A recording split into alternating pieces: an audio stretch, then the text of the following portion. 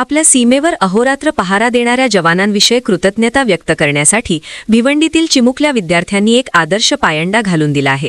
भिवंडी तालुक्यातील काल्हेर येथील जिल्हा परिषद शाळेच्या 5वीतील विद्यार्थ्यांनी आपल्या खाऊचे पैसे वाचवून तब्बल 11,170 रुपयांचा निधी सैनिक कल्याण निधीसाठी जमा केला आहे। या उपक्रमाचे वैशिष्ट्य म्हणजे शाळेचे शिक्षक प्रशांत भोसले यांच्या संकल्पनेतून हा देशप्रेमाचा उपक्रम साकार झाला। या विद्यार्थ्यांनी स्वतःच्या खाऊच्या पैशातून ही रक्कम जमा केली। त्यानंतर दिनांक 20 जानेवारी रोजी ठाणे जिल्हाधिकारी श्रीकृष्ण पांचाळ यांच्याकडे हा निधी सुपूर्द करण्यात आला।